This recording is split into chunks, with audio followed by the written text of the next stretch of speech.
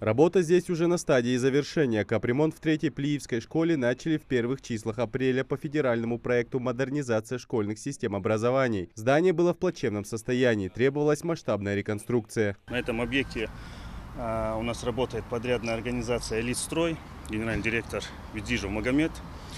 Контрактная стоимость объекта 96 миллионов рублей. Но вы уже сами видите, значительный объем работ выполнен. 70% у нас уже строительная готовность объекта. Это 64 миллиона рублей выполнения. При этом еще не представались объемы, выполненные на прошлой неделе.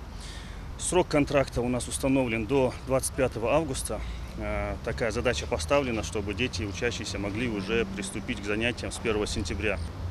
Работы ведутся согласно графику, претензий к подрядной организации у нас нет.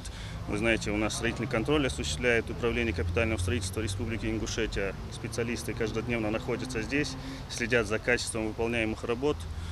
Рисков и отставаний не выявлено. Капитальный ремонт подразумевает реконструкцию и обновление как внешнего облика здания, так и внутренней отделки, модернизацию всех коммуникаций, а также обновление необходимого оборудования и мебели образовательного учреждения. За 3,5 месяца рабочие провели большой фронт работ. Значит, полностью завершены штукатурные работы, шпаклевочные работы, покраска, подвесные потолки, пожарная сигнализация.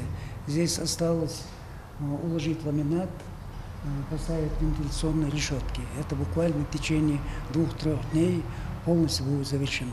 Капремонт здесь напрашивался давно. Школа была построена в 2002-м. За 21 год трехэтажное здание ни разу не ремонтировалось. Крыша начала протекать в многих местах, поэтому постоянно и рабочие, и завхоз, все постоянно приглашали вышки, бетоном заливали, что только не делали, все равно просачивалась в кабинете влага, было неприятно. Это первое. Второе. Дело в том, что отопление у нас недостаточно было, то есть правое крыло у нас обогревалось, левое крыло было холодное. Сейчас то же самое устраняет, все это делается. Но в настоящее время я могу сказать одно.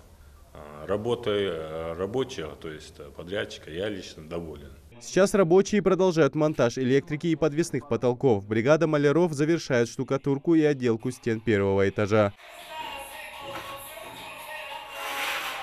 В каждый кабинет будет закуплено новое оборудование и мебель. Школа рассчитана на 540 мест, но из-за большого количества детей здесь будет обучаться 1080 школьников. Полностью закончить работы подрядчик обязуется до 25 августа. С нового учебного года дети смогут прийти уже в новую, обновленную, а самое главное, родную третью школу. Идрис Ижиев, Султан Магушков, Новости 24.